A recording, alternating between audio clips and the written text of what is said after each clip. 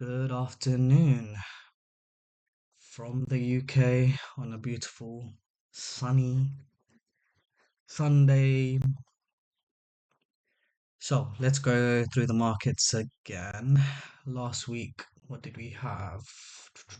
What did we speak about? The last 4 weeks, so about 1 month, we've had a extremely bullish candle. So it's taken out about 5 months of trailing back. But this is it, right? Like if you look at NQ, you look at the S&P, which is ES, it's always rising. So it's not surprising to be honest. Someone definitely making money out there. Anyway, looking through last week, what did we have and what did I mark out?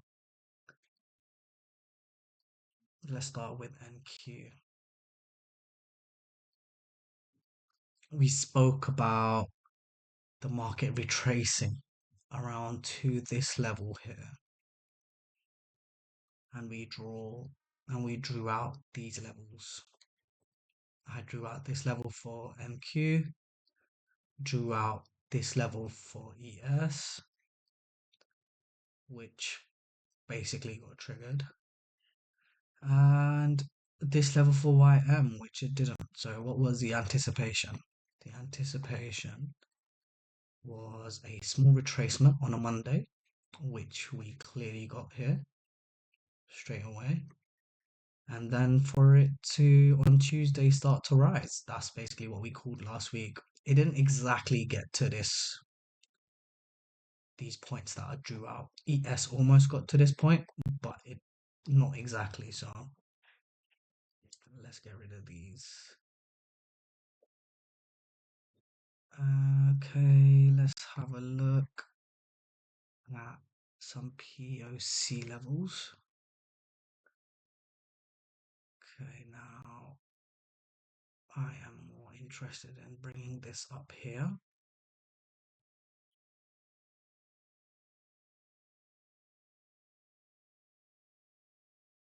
Get rid of this, I think, for now.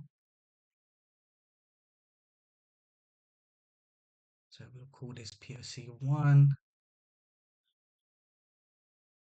These are very close together, actually, POC1 and POC2, so I'll just ignore it for now. POC2 and 3 are still very close. So actually, I'll just cut these out for now.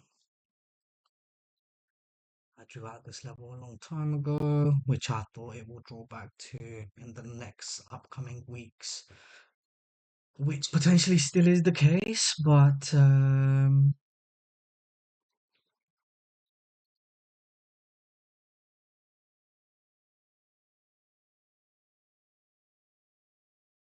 let me get rid of these, I think.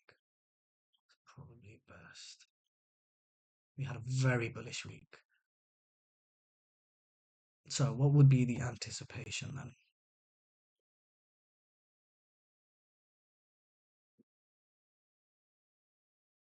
Maybe I think I want to draw out another level, which I think potentially can be tested on this as well. Where is it gone? Direct angle. There we go.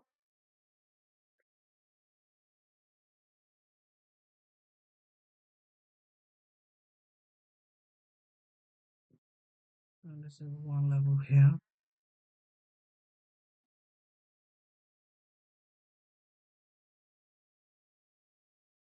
We'll call this a 15-minute POC.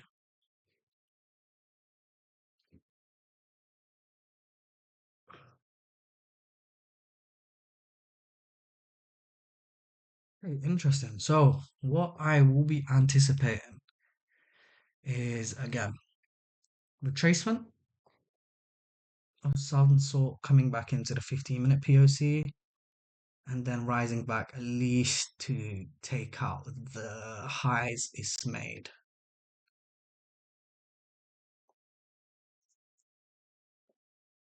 Again, I think this level here always be tested. It will definitely come back at least to this level sooner or later. So that's for NAS for the upcoming week. And okay, let's have a look at ES. ES almost came exactly to where we wanted.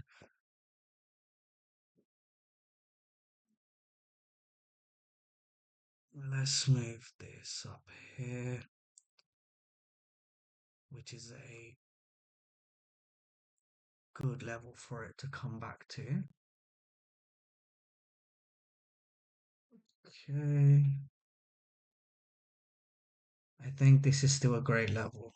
So it didn't test it at the time, but I think it will definitely still test it.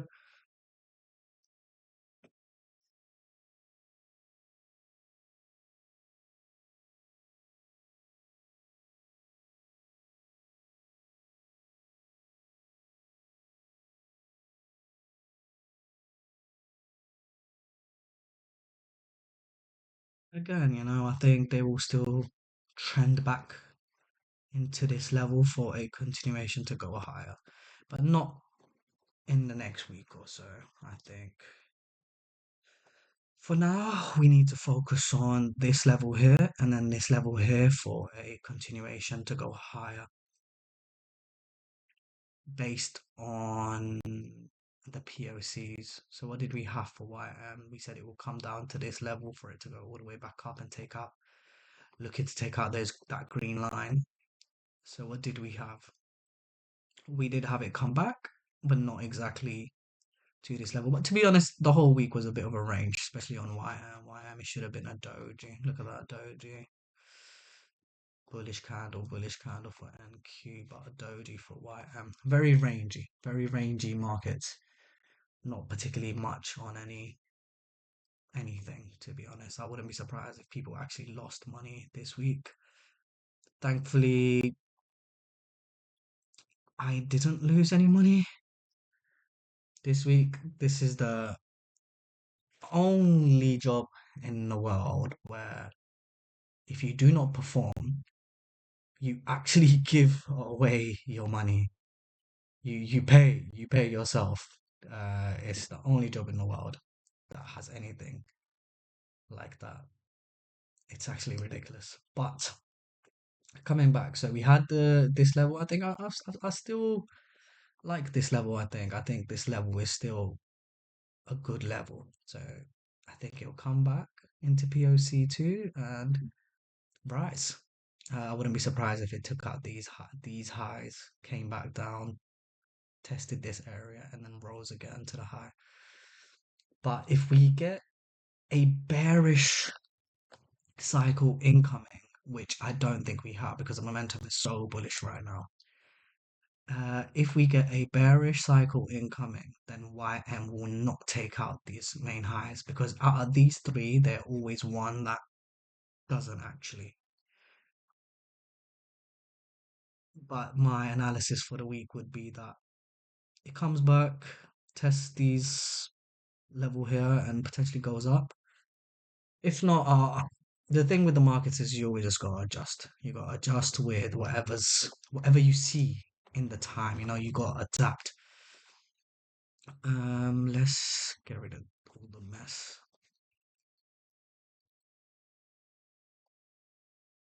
Let's have a look at what the markets hold when it comes to the news.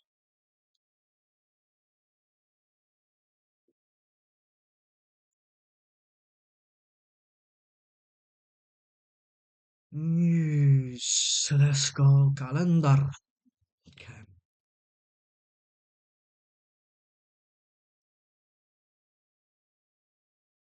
So on Tuesday, no news on Monday. Okay. JPY, CAD. Nope, I don't want any of that. Wednesday we have FOMC. So Wednesday will be a big mover for the market. And CPI on a Thursday as well. Employment cost, ECB, okay. So 1:30 and 7 p.m. on a Wednesday. These will be the movers, the main movers of the market. If you're interested in getting in any of the news or waiting or however if you news trade, that is. Me, I don't particularly do any of that really. I just trade the Asian session, so which is a lot slower. I can also trade the New York session, which is not really a problem. But so yes, what did I do here? See, as I was saying, I trade the Asian session as well. So this was one of my minimal trades here. What was it? Yeah, this trade here. This was one of my trades. I took a 1-to-1 at like 5:20. Woke up, prayed, took this trade, and went back to sleep. So, anyways,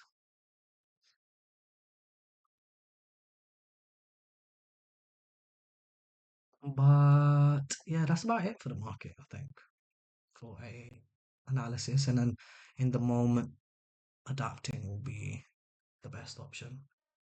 Let's see where the other markets are at. We have Bitcoin at 78. Yeah, bullish week. Ethereum still around here.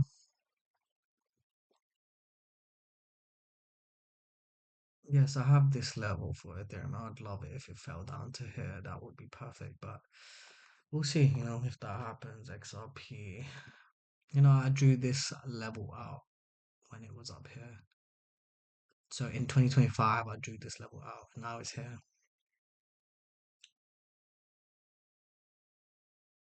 Mm. Gold forever rising. Damn. That's it. But I'm gonna be focused on my futures anyway. That's it from me, I think, for now.